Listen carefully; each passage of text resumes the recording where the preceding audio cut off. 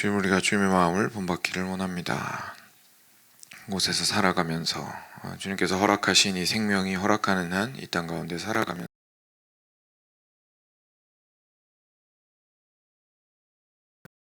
해야 하는 삶이며 주님의 발자취를 참 주님을 깊이 사랑함으로 따르는 삶임을 다시 한번 기억하기 원합니다.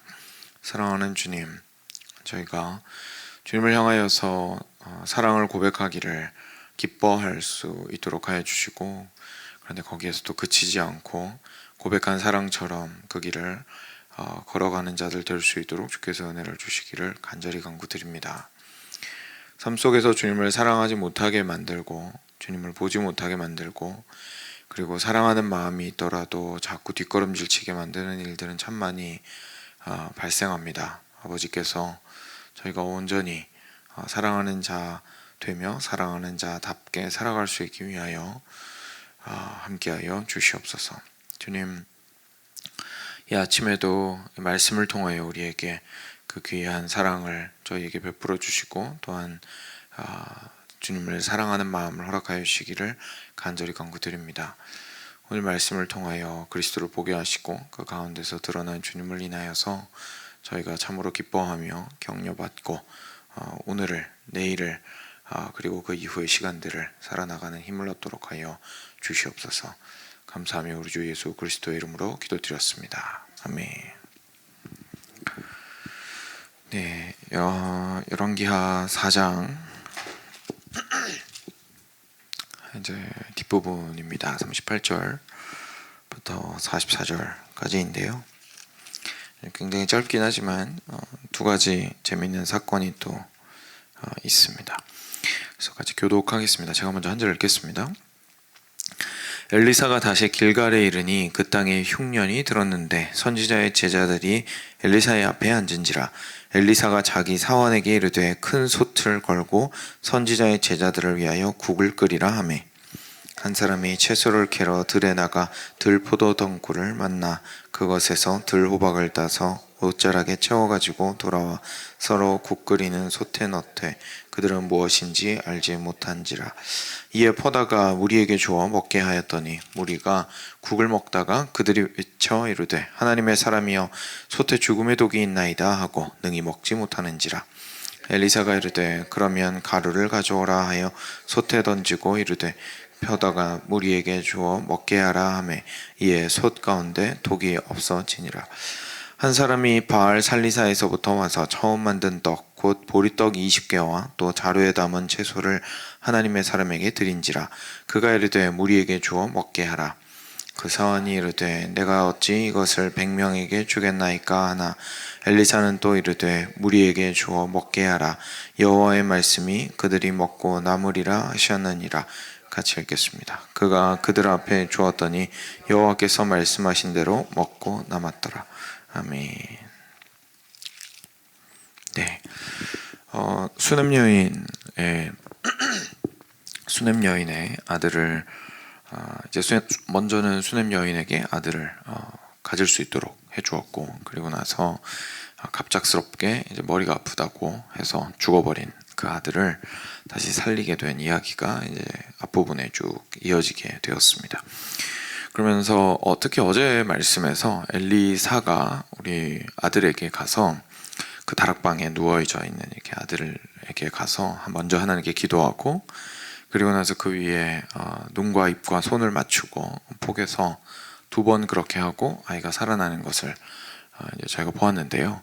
그 사건을 통해서 저희가 엘리사에게서 예수님의 모습을 좀 볼 수 있다고 저희가 함께 살펴보았었는데, 오늘 이야기하는 이 짧은 어떻게 보면 일화죠. 기적이자 일화도 우리가 거기에서 또 예수님의 모습을 발견을 하게 됩니다.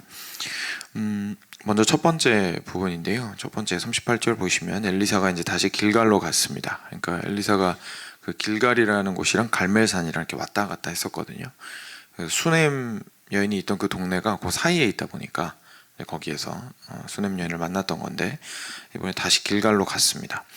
그 땅에 흉년이 들었는데 선지자의 제자들이 엘리사 앞에 앉아 있었습니다. 근데 엘리사가 사원에게 말하되 큰 솥을 걸고 국을 끓이자라고 이야기해서 이제 그 선지자들을 너무 배고프니까 흉년이어서요. 그래서 국 끓이자고 이렇게 하고 있었습니다. 근데 한 사람이 채소를 캐러 들에 나가서 들포도 덩굴을 만나 그것에서 들호박을 따서 옷자락에 채워가지고 돌아와 썰어 국 끓이는 솥에 넣되. 그래서 그 들에서 나낸 것들을 이제 가지고 와서 아무한테도 말 안 하고 국 끓이는 솥에 넣는 사람이 있었던 거죠. 뭐 의도가 나빴다고 보기는 좀 힘들지 않을까 싶습니다. 뭐 의도가 성경에 적혀 있지는 않지만 그래도 이제 먹을 게 너무 없다 보니까 흉년이라 일단 먹을 만한 것이고 국에 넣을 만한 것이라고 판단이 돼서 아마 그렇게 하지 않았나 싶습니다. 그래서 이제 가지고 와서 넣었습니다. 퍼다가 무리한테 주어서 먹게 하였는데, 근데 문제가 거기에서 너무 쓴맛이 강하게 났던 거죠. 그러니까 과거에 이스라엘 사람들에게 그 죽음의 맛이라고 하면은 보통 쓴맛을 이게 죽음과 연결된 맛으로 생각을 했다고 합니다. 그러니까 꼭 이걸 먹으면은 죽는다라기보다 죽을 것 같다라고 이제 말을 한 거죠. 너무 쓰고 도저히 먹을 수도 없고 그런 상황이었던 것 같습니다. 또는 어쩌면 실제로 이제 여기에 독이라고 써 있기 때문에 실제로 어떤 몸에 증상이 있었거나 해서 당장 죽지는 않았지만 그래도 죽을 수도 있겠다라는 생각이 드는 어떤 잘못된 것을 느꼈을 수도 있겠죠. 그게 어떤 의미로 지금 이 말을 했든지 간에 여하간에 이걸 먹고 도저히 살 수는 없는 이제 국이 만들어진 겁니다. 그래서 엘리사가 그러면 가루를 가져오라. 무슨 가루인지는 안 나오지만 가루를 가져오라 라고 얘기했습니다. 그리고 나 솥에 던지고 이르되 퍼다가 무리에게 주어 먹게 하라 하매 솥 가운데 독이 없어지니라. 그래서 먹을 만한 것이 되었고 실제로 뭐 만약에 몸에 좀 증상을 가지고 왔다면 그것들이 풀리게 된 사건이 먼저 있었습니다. 이게 이제 첫 번째 사건이었고요. 두 번째 사건이 또 있는데 어떤 사람이 또 바알살리사라는 곳에서부터 와서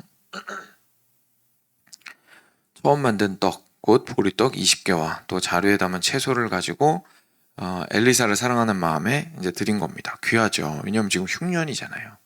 그 흉년에 이렇게까지 많은 음식을 그 엘리사한테 가지고 왔던 겁니다. 근데 엘리사가 그때 무리에게 주어 먹게 하라 라고 이야기합니다. 그러니까 나한테 주지 말고 나눠서 같이 먹자 이렇게 된 거죠. 근데 사원이 말하되 이거를 제가 100명한테 어떻게 나눠줍니까? 이렇게 이야기를 한 겁니다. 100명한테 어떻게 나눠줍니까? 자, 엘리사는 또 이르되 무리에게 주어 먹게 하라. 그래서 여호와의 말씀이 그들이 먹고 남으리라 라고 이야기를 합니다. 그랬더니 실제로 그들에게 나눠주기 시작했더니 하나님의 말씀대로 놀랍게도 100명이 먹고 남게 되는 사건을 저희가 보게 됩니다. 이스라엘 백성들한테는요,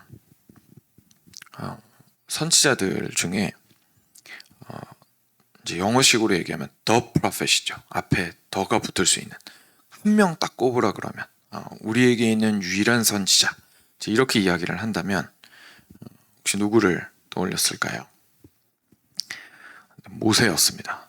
모세였는데 그래서 이제 선지자 이러면 그냥 모세였거든요. 그래서 하나님과 가장 가까이 있는 사람은 사람이었지만 항상 하나님과 가장 가까이 있는 사람이었는데 그 모세가 보여주었던 이스라엘 백성들에게 보여주었던 그 모습은 정말 엄청난 것이었습니다. 왜냐하면 이스라엘 백성이 이제 이집트에서 종노릇 하고 있을 때부터 데리고 나온 사람이 일단 모세였고요. 그리고 하나님을 만나게 한 사람이 모세였고, 그리고 그 모세를 통해서 광야에서 이들이 살아남았습니다. 그죠? 살아남았습니다. 만나와 메추라기가 제공되고, 그 마라라고 하는 쓴물이 있을 때에 그 쓴물이 단물이 되고, 물이 없다고 소리 질렀을 때에 바위가 져서 거기서 물이 나오게 되고, 그리고 다른 적군들과의 싸움과 외부의 침입으로부터 자기들이 보호받게 되고, 그래서 모세를 통해서 수많은 일들이 일어났고 스스로의 생명과 그리고 민족의 안전을 보장받을 수 있었습니다.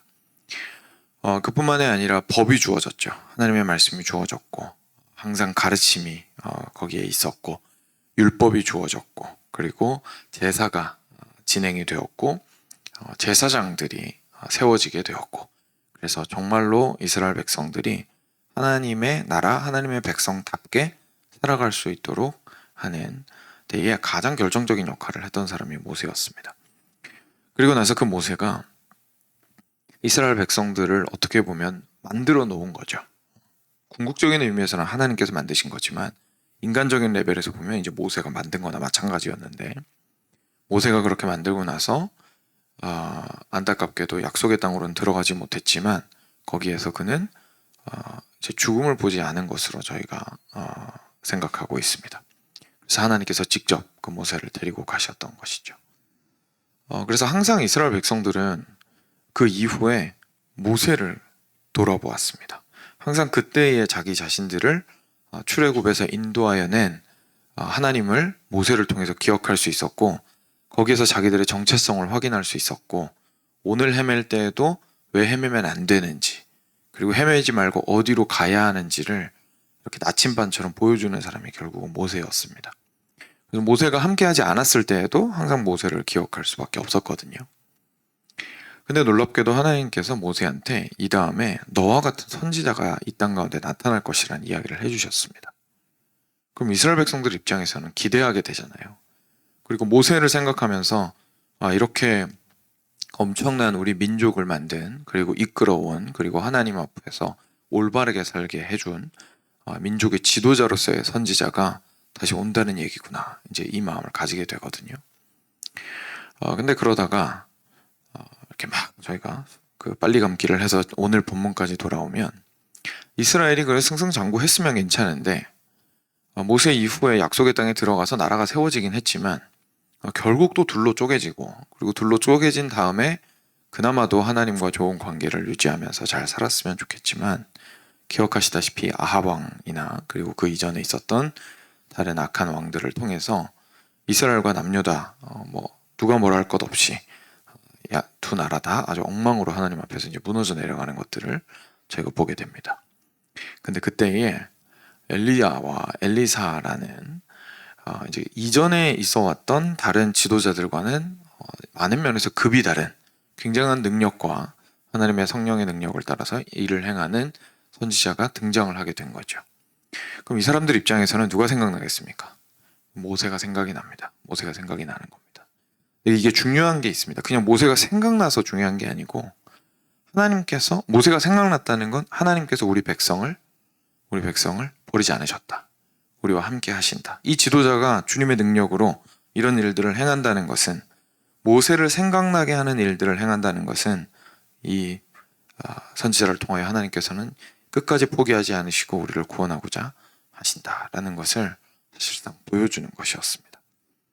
그래서 오늘 장면에서 오늘 장면과 같은 그 이야기들에서 모세의 이야기가 막 생각이 많이 나는 거죠. 앞서 우리가 짧게나마 이야기했던 것처럼 그 쓴물을 단물로 바꾸고, 그리고 불뱀에게 물려가는 이들에게 놋뱀을 세워서 그걸 바라보는 자들은 누구든지 살아날 수 있게 하고, 그리고 물이 없어서 목말랐을 때에 바위를 쳐서 물이 나오게 하고, 먹을 것이 없어서 배고플 때에 만나와 메추라기를 하늘에서 내리게 했던, 물론 하나님을 통해서 모든 것들이 이루어졌지만 하나님과 그 이스라엘 백성들 사이에서 그 일을 했던 모세와 같은 일을 오늘 엘리사가 하고 있는 겁니다. 제자들이 죽어가고 있을 때 그들을 마시우게 하고, 그들이 배고픔으로 죽어갈 때에 또 그들에게 많은 것으로 먹이는 놀라운 사건을 저희가 보게 되는 거죠. 그런데 저희에게 진짜로 사실 중요한 것은 그 다음에 있습니다. 엘리야와 엘리사, 특히 오늘 같은 경우는 엘리사를 통해서 하나님께서는 우리 백성을 버리지 않으셨구나, 정말 그 당신의 구원과 사랑의 손길을 끝까지 보여주고 계시는구나 라는 거를 이런 사건들을 통해서 확인시켜 주셨는데, 마지막 때에 하나님께서는 이 모든 선지자들을, 심지어 모세와 엘리사와 엘리야보다도 더 위대한 선지자를 우리에게 보내어 주셨던 것이죠. 그게 바로 우리 예수님이십니다. 그걸 어떻게 알 수 있냐면, 이런 패턴들이 다시 반복되는 것들을 통해서 저희가 확인할 수 있는 겁니다. 예수님께서 이 땅 가운데 오셨을 때 아무 그냥 관계도 없이 그냥 툭 하고 우주에서 떨어지신 분으로 오신 것이 아니라 기본적으로 이스라엘 사람들한테는, 성경을 잘 알고 있는 이스라엘 사람들한테는 예수님을 보면 누가 생각나는 일들을 자꾸 하시는 겁니다. 예수님께서. 자꾸 그 생각나는 일들이 모세랑 엘리야, 엘리사랑 연관이 계속되는 거죠. 왜냐하면 예수님께서도 물을 포도주로 막 바꾸셨습니다. 그죠? 물을 포도주로 바꾸셨습니다. 죽어가는 사람들을 살리셨습니다. 안전뱅이를 일으키십니다. 눈먼 소경을 눈을 여십니다. 그리고 오늘 두 번째 이야기와 가장 가까운 오병이어 사건을 예수님께서 베푸셨습니다. 어린아이가 가지고 온 5개의 떡과 2개의 그 구운 물고기로 5,000명, 많게는 뭐 2만 명에서 10만 명까지도 이렇게 먹이신 것을 저희가 보게 됩니다. 그런데 여기에서 저희가 보는 것이 있습니다. 뭐냐면 모세든 엘리사와 엘리야든 놀라운 일들을 행했지만 예수님과 같은 권위와 예수님과 같은 능력의 수준과 예수님과 같은 범위로 일을 행한 사람은 아무도 없었습니다. 엘리야와 엘리사를 보아도 모세만큼 위대하진 않았거든요. 엘리야와 엘리사가 모세 연장선에서 일을 하긴 했지만 오늘 보면 제자들을 먹인 건 이제 100명 먹인 거였고, 그죠? 100명 먹인 거였고, 그리고 이 제자들이 먹는 쓴 또는 이제 죽음으로 이를 수 있는 독이 들어있는 국을 깨끗하게 한 정도였습니다. 근데 모세는 물이 아예 없는 데서 바위를 쳐서 물이 나오게 만들고 하늘에서 메추라기랑 만나를 떨어지게 만든 사람이었거든요. 그러니까 아무리 대단해도 모세급이라고 보기에는 좀 힘든 거죠. 그 행사하는 능력의 범위나 크기에 있어서는. 예수님께로 왔더니 예수님께서는 훨씬 더 작은 양의 물고기와 떡으로 훨씬 더 많은 사람들을 먹이기 시작하셨고, 그리고 전혀 관련이 없는 물과 포도주를 완전히 본질적으로 변화를 시키셔서 물을 포도주로 변화시키시고, 심지어 가장 강력하게 죽은 자를 일으키시는 사건들을 저희가 보게 됨으로써 우리가 놀랍게도 예수님을 오늘 엘리사를 통해서 이제 엿볼 수 있게 되는 겁니다. 그런데 그것이 우리한테 주는 큰 위로가 있습니다. 왜냐하면 하나님께서 이렇게 이스라엘 백성들과 당신의 교회를 사랑하셔서 모세를 주셨고 엘리야와 엘리사 같은 이런 사람들을 주셔서 마시우게 하시고 먹이시고 그들과 함께 하시고 그러셨는데, 마지막 때에 예수님께서는 자기 스스로도 그냥 단순하게 물을 포도주로 바꾸고, 그리고 아픈 사람들 낫게 해주고, 그리고 하나님의 말씀을 가르치시고, 그리고 오병이어의 기적을 일으키신 것으로 끝난 것이 아니라 당신 스스로가 피를 흘리셔서 자신의 피로 우리가 목마름을 해소할 수 있도록 하셨고, 당신의 살을 찢으심으로 우리에게 주셔서 우리가 그 빵과 그 떡을 먹고 예수님의 살이라는 그 떡을 먹고 우리로 하여금 영원한 생명을 얻도록 하셨다라는 것을 저희가 알게 되기 때문에 오늘 같은 말씀을 보면서도 예수님을 기억하며 놀라운 위로를 받을 수 있는 거죠. 하나님께서는 당신의 일하심을 멈추신 적이 없습니다. 그리고 오늘 말씀과 같은 말씀을 보고 놀란다면 예수님을 보고 우리는 정말 압도당할 수밖에 없습니다. 왜냐하면 영원히 완전하고 완벽하게 우리의 목마름과 우리의 배고픔을 해결하셨기 때문입니다. 사랑하는 여러분, 저희가 삶 가운데에서 있는 어려움들 때문에 주로 저희가 기도를 하게 되고 주님 앞에 나아가게 되지만, 먼저 그 전에 가장 궁극적인 문제가 예수님 안에서 해결이 되지 않았다면 이제 그 다음 문제, 그러니까 예를 들어서 오늘 나온 이 엘리사가 했던 것처럼 실제 우리 육신이 먹는 국이나 육신이 먹는 빵이나 채소가 공급되는 것들은 사실 가장 본질적인 의미를 가지고 있지는 못하겠죠. 우리가 하나님과 오히려 육신의 것들이 채워지는 이 사건들이 더 온전한 우리의 영혼 전체, 인간 전체가 하나님 앞에서 구원되는 예수 그리스도의 구원을 보여주고 있는 사건입니다. 그래서 우리가 오늘과 같은 사건들을 보았을 때 우리가 당연히 하나님 앞에 나아가서 우리를 먹이시고 우리를 마시우게 하시기를 위해서 기도할 수 있지만, 오히려 이 사건을 통해서 진짜 본질인 예수님께서 베풀어 주신 영원하고 참된 생명을 우리가 볼 수 있었으면 더 큰 것을 얻고 보게 되는 것일 겁니다. 그리고 그때에 예수님 안에서 우리가 참된 위로를 얻고 그 구원의 감격 가운데 있을 때에 우리가 오히려 오늘의 삶 가운데에서 필요한 것들을 담대함으로 하나님 앞에 나아갈 수 있죠. 왜냐하면 예수님께서 내가 너희들에게 이 모든 것들을 공급해 주었던 것처럼 너희의 생명도 살리리라 라고 하셨을 수도 있지만 우리 바울 사도를 통해서 말씀하셨던 것은 우리가 담대하게 하나님 앞에 나아가서 구할 수 있는 것은 자기 아들을 아끼지 아니하시고 우리 모든 사람을 위하여 내어주신 이가, 그러니까 먼저 예수님께서 우리를 내어주셨다는 사실을 기억한다면 그렇게 내어주신 이가 어찌 모든 것을 우리에게 은사로 주지 아니하시겠느냐. 어찌 모든 것을, 여기서 은사라는 건 우린 보통 은사를 이제 성령의 은사만 생각하는데요. 은사라는 것 자체가 주어진 것이라는 뜻이죠. 그래서 우리가 주께로부터 받는 모든 것을 의미합니다. 그래서 우리를 위하여 자기 목숨을 아끼지 아니하신 예수님이 있으신데 어찌 다른 것들을 우리에게 은사로 주지 아니하시겠습니까? 라고 시작점을 예수님에게로 잡고 있습니다. 그래서 우리가 오늘 이제 기도할 때에, 주님 앞에 나아갈 때에 우리가 무엇부터 보고 무엇을 붙들고 누구를 바라보며 기도해야 하는지를 다시 한번 기억했으면 좋겠습니다. 그러면 주께서 쓴물도 달게 하시고 물이 없는 곳에서도 물이 나게 하시고 음식이 없는 곳에서도 배부르게 하시고 그리고 적은 음식으로도 많은 이가 먹게 하실 겁니다. 같이 기도하겠습니다.